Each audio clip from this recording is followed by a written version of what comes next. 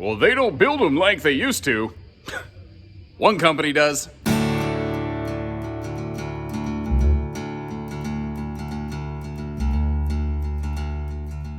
Hey everybody, Josh the RV Nerd with another Northwood here for you today from Bish's RV. This is the Arctic Fox 30, well I just call it a 35Z. Northwood always does this classic thing where they put a -5 in all their model numbers, but neither here nor there. 35-5Z or -5Z, I don't know. Anyway, it sounds like an algebra problem.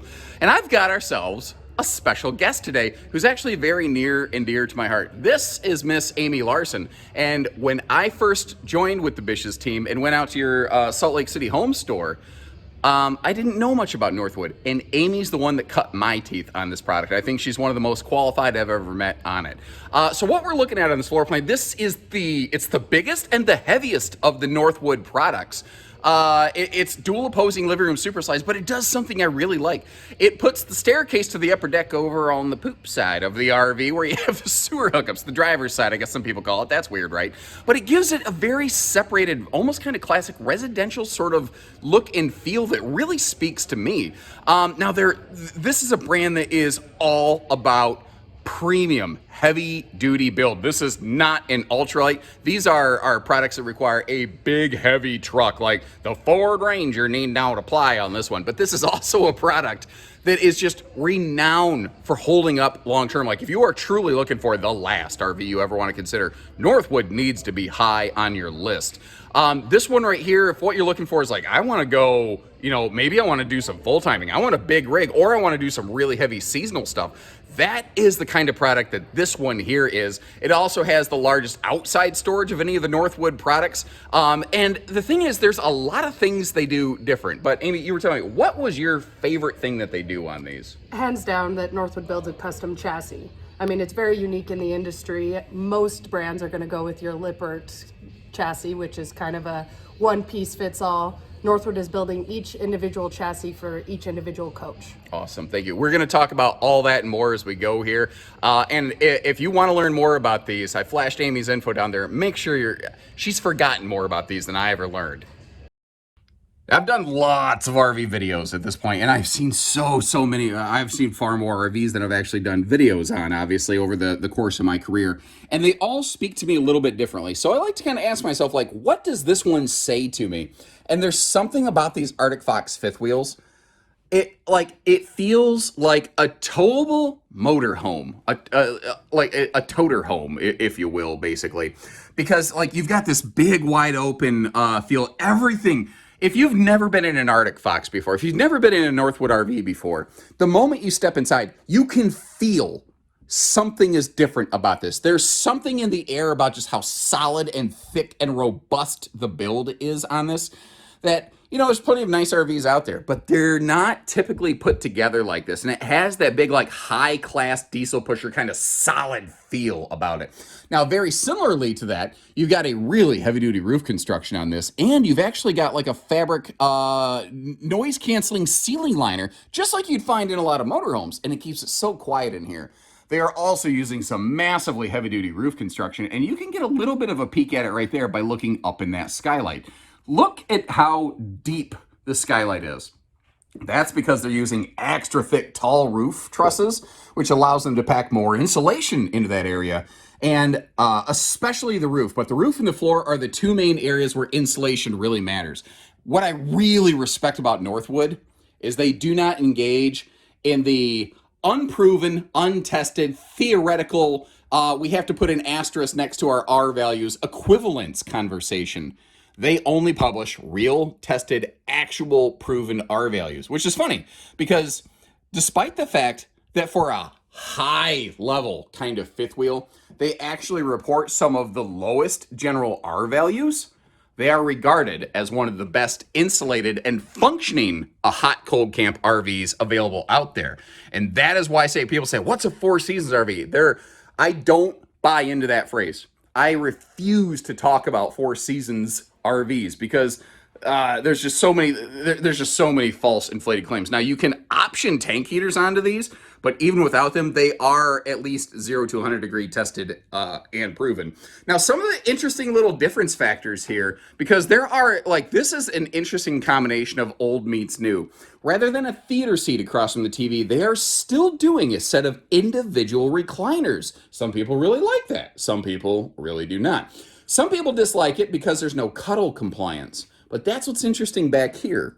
Rather than a rear wall hide-a-bed that everybody and their brother does, they use this like giant theater sofa love seat lounger combo.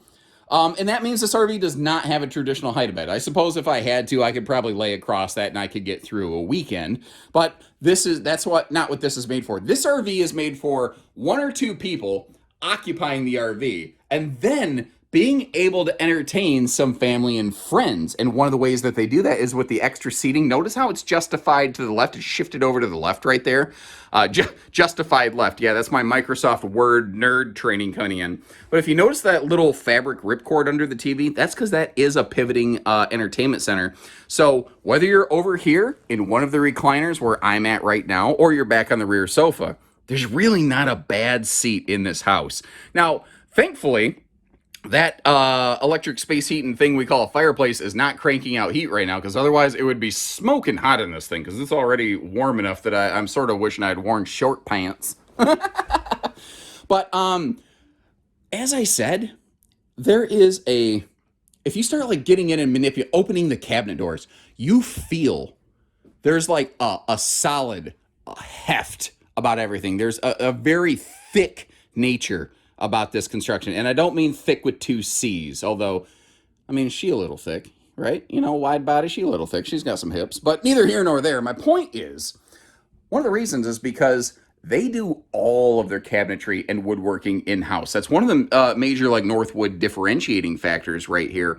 What I like about that is it allows them to basically be more responsible for their work. There's less finger pointing. They can't say, well, that's a supplier related issue. They have to look in the mirror and say, no, we screwed that up. And they can fix it on the fly at the factory. They can fulfill replacement parts, God forbid you need them, more quickly and more easily. They're just more able to do things like that because they take responsibility for what they do. What do you think about this? Is this a nail it or is this a fail it, where they did that little bump up level change right there? I think it helps define the kitchen and living a little bit separately. I'm running into the slide fascia behind me and knocking the wind out of me, but there you go. Little things here. Around the stovetop, they have a back and a side splash. So many manufacturers like, oh no, you can't do that. Well, how does Northwood do it? Every single time. That is like one of those big 18 cubic foot gas electric 2-way refrigerator and freezers. They only offer the 2-way fridge freezers in Northwood RVs. They don't do 12 volt. They don't do 110 residential. Is it theoretically possible that maybe aftermarket you could swaption something like that? Yeah, you could probably swap one of those out after the fact, but that's not what this company typically offers. Up here in the Arctic Fox series, you see like all solid surface countertops. And enlisting a little bit of Miss Amy's help here, because the RV, some of the cabinetry wants to like close itself automatically. She's going to kind of pop in and out a little bit as we start diving a little deeper, looking at the details, checking out like all the various storage in this. Now, if you look here, one of the things Amy's doing for us is she's showing us that right in the countertop, there's a place where you can just drop your trash down into a trash can built right into the counter, which is really, really handy. But both sides of that huge extended island are like little swing open mini pantries, which I think is very, very cool. Now on that rear sofa, she's showing us how it's a little bit of a wall hugger. It also has this cool little swivel side stands on there. But additionally, the middle section of that is this huge storage chest where I think we all agree you could just store a whole lot of baked beans. Am I right? And then of course, over on the campsite of the RV, they have awesome window coverage, and that's terrific. But did you notice how they still have storage above the recliners over there? I was just talking to some people in this display yesterday, and they came up to me and said, hey, you know, I watch a bunch of your videos. Maybe you can tell me, why are manufacturers not putting storage in the tops of the slide outs anymore? And I said, you know, I think it's because a lot of the people who are buying RVs have never camped and they don't realize how important storage is, but they think that windows look really pretty. So more windows in RVs sells more RVs. but people who are actually really experienced realize there's no such thing as too much storage in an RV. So if I had to, if that was my best guess, that would be it right there. Now, I meant to do this. I sort of screwed up. You see that there's a little handheld remote control over there? That is for the rain censoring XL Max Air type vent fan, and I'm going to have to pivot you up very slowly. So pardon, I don't want to make you motion sick, but right back here, directly above all the seating, next to all the cross breeze windows, you have that rain sensor fan. So that if you want to sit here and not just crank the air conditioner if you're boondocking, but you want some fresh airflow, that's a fantastic way to do this. And later in the video, up in the bedroom, you'll see another one of those, also with its own little handheld remote control, so that no matter where you're sitting, you can just slot that remote control over in your cup rest. You don't have to go trekking across the camp or get up from... You ever sit down and get the blanket on your legs and you're super comfy and then realize you forgot something? Don't got to do that here. Oh, one more thing before I forget. That was a big old convection microwave over there.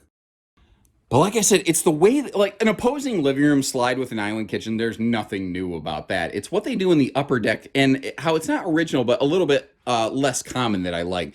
And just to give you an idea, that's where that remote control does have a nice little place to slot, so you don't have to worry about crap. Where did I lose it? Did it slide around in transit? Whatever. Can anybody tell me in the comment section, by the way, why is our solar charge controller blinking at us? It's actually a very simple answer. Anyway, moving upstairs here, if I'm eyeballing this, and we're going to verify, you're going to be able to get to the bathroom in transit, and I believe the bedroom as well, but we'll verify all that. But talk about, remember how I called this a towable motorhome? Some of those, you still see some diesel pushers do these lit power magnifying, mirrors over here that swing out when you need them.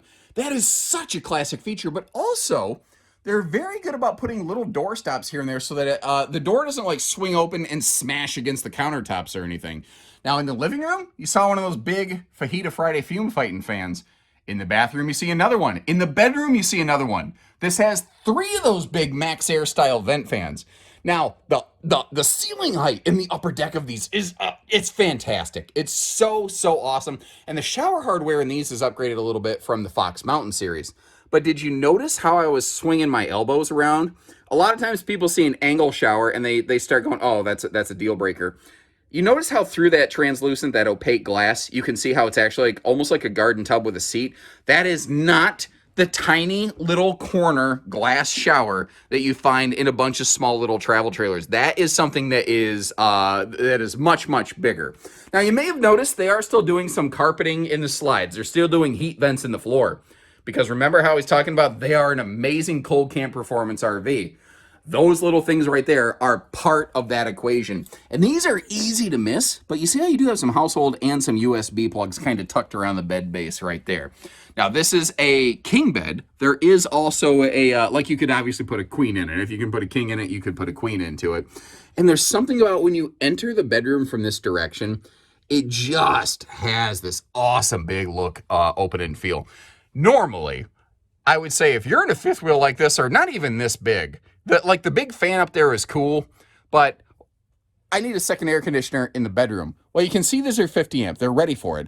You would sacrifice the fan over here, but these are made for people who, in a region that do a lot of boondocking. So the second air conditioner is something that a lot of people in this region wouldn't find a great amount of use for. Now, if you want one of these because you want to park in Phoenix where you're about 3 steps from the sun, yeah, you're going to want a second air conditioner. There's absolutely zero question about that.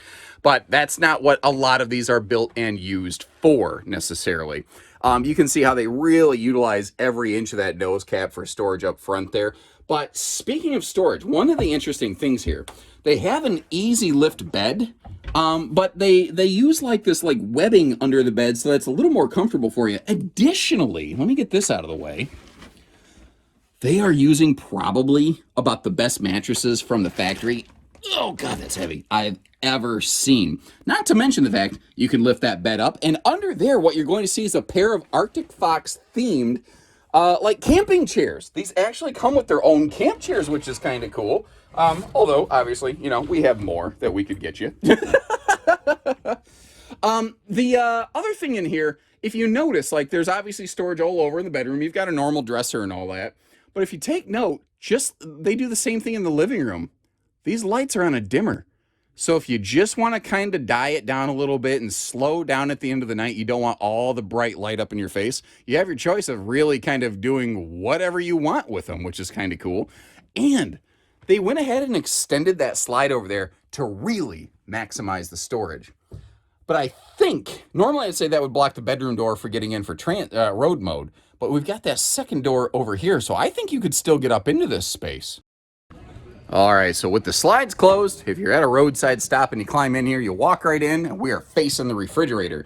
Now, the island is extra large, so it does block part of the fridge, but this style of refrigerator does not have a center divider. So as long as you're smart about how you pack your travel stuff, I think that still qualifies for travel access right there. We've only got, 2/3, 3/4 of the whole fridge freezer available. I think that still is good enough. And since the slide out cannot overlap with the steps, getting up here and coming around the corner, getting to the bathroom, well, that's absolutely a no-brainer. And you can see right from here with that second door, you can get to the bedroom. Although, if you want to get to anything, you have to carefully climb over the bed.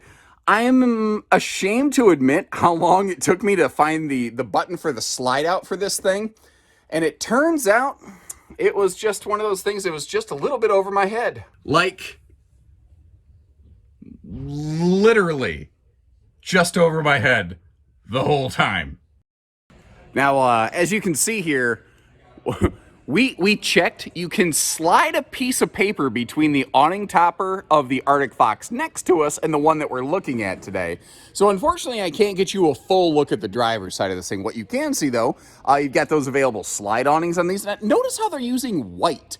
I've always kind of liked that because it will help organically shield a lot of extra heat from these RVs. Black slide awnings are very common, the most common. They look very cool, but they don't function very cool. They tend to be very warm. Now you've got more ride pin box and suspension because this thing's a big girl and it's got a lot of weight getting thrown around, and you want to make sure you can put a little cushion on all that pushing when you are towing and going down the road. Now this one up front here, this is the base bare bones front compartment on this, but you can get this generator prepped. You can also get a generator put on it.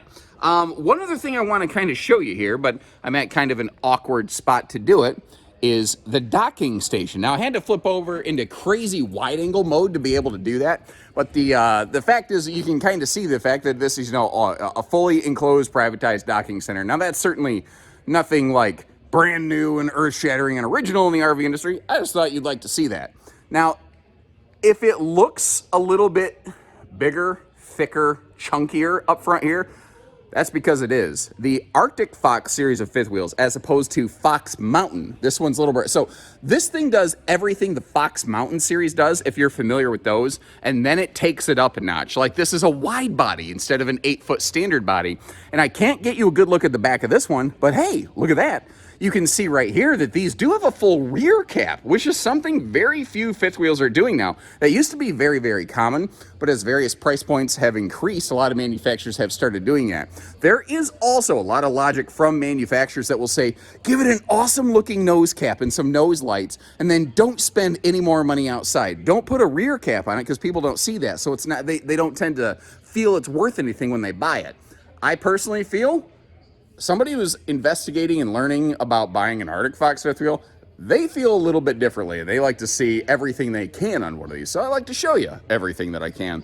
Now, something that does kind of surprise me is this is a single awning. Like I always like to ask people, and I'd like you to chime in the comments, if you could change one thing on this RV, what would it be? I suspect a lot of people are going to say the decor. Me, I can live with the decor. But I would like to see a second awning right on the face of that slide. I think the extra patio space would be really nice. And a big model like this, it certainly feels right. Now, if I squat down here and let my knees pop and lock like a hip hop dancer, you might notice this actually does have 6-point auto leveling. You can see the middle jacks there just behind the big XL baggage compartment. And speaking of that, that is something that this RV does extremely well. Because this is another one of the differences between the Fox Mountain base Northwood fifth wheel and the Arctic Fox upgraded fifth wheel series right here. They go with a full-on big drop frame. So like, your Montana, Pinnacle, Solitude, Paradigm, your big giant fifth wheels with the drop frames. Actually, interestingly, Cedar Creek fifth wheels. They were the first ones to do a drop frame on a fifth wheel. They are the OG drop frame in the fifth wheel industry. But they had some space, inside, and they didn't want to waste it. So, not an ounce of space gone to waste. If they have a little opportunity for a little pocket of storage or something, it's something that they really like to put in that. Now, unfortunately, I can't fully 360 walk around this thing, but I don't feel I'm doing my job showing you a Northwood RV without actually talking about some of the differences in their construction. And one of the most, like Amy was saying at the very start of this video, one of the biggest, best qualities on this RV is its chassis. Real quick note though, we actually do have a towing hitch on the back. You see the safety chain hooks and everything right there. You have reverse travel lighting, and on that rear cap, you see we do have a ladder all the way up to the roof. We also have a backup view camera. Now, while we're up there, let's take a look at the roof line. Thankfully, I climbed up on the Arctic Fox fifth wheel next to it and got some footage for you. But they do some very classic things, like they almost have like a sort of like luggage rack in a sense up there on the roof of this thing. They also have, you see that base 45-watt solar panel. That's there just to be a battery tender. So when the RV's in storage, even if everything is bypassed somehow or another, there's always this little parasitic trickle draw off the batteries. Not to mention, batteries do passively decay at a slow rate. So that little panel right there, when the RV's parked outside and obviously uncovered, it will, keep your batteries topped off. You can get a factory solar package on this to bump up plus 175 additional watts. But they always have a charge controller that you could expand upon. Not to mention, we got people with wrenches and the things and the know-how to be able to do that for you. But like Amy was saying, there's it's a bunch of little construction things, but it's the chassis that is one of the most, I think, major impact differentiating factors on Northwood RVs. Like Amy said, they don't run on the industry standard LCI Lippert chassis. And those chassis, by and large, statistically, they do very fine. Yeah, there have been a couple that have failed out there in the wild. Absolutely no denying that, certainly. And I've talked very much how a lot of RVs have low cargo carrying capacities. Did you check the specs on this thing? Low cargo capacity is not a problem that these guys suffer from right over here. But a lot of that is due to the fact that they run on a heavier duty, totally in-house custom built chassis, kind of like the way they have their own wood shop that completely controls all of their woodworking inside. They have their own metal shop that completely controls every one of their chassis. So once again, because they're doing more things in-house, they have the ability to more directly affect and guide their own destiny. They have the ability, like when they see something, they can in-house immediately change and influence that. If something is wrong in-house, they can fix that. So what happens here, they're taking on all the liability. So the buck stops here. So it all happens in one spot. There's one party responsible for all this. And when they're putting their stamp on everything and they have to back it up, they're going to make sure that they got the labor force that can get the job done and walk the walk and not just talk the talk. So folks, it's always a little nerve-wracking for everybody to get on camera. Amy was just telling me, man, I'm sorry, I'm so nervous. I'm like, you got to remember, I've got like 12, 13 years and 6,000 attempts, 6,000 videos on this channel doing this. I'm a pretty experienced idiot.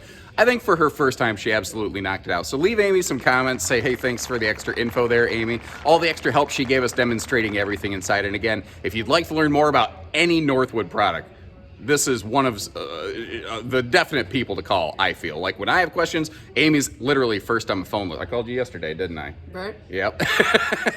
So folks, I'll leave you a link in the video description. You can check for pricing and availability. Until next time, take care, stay safe, have fun, and happy camping, everyone.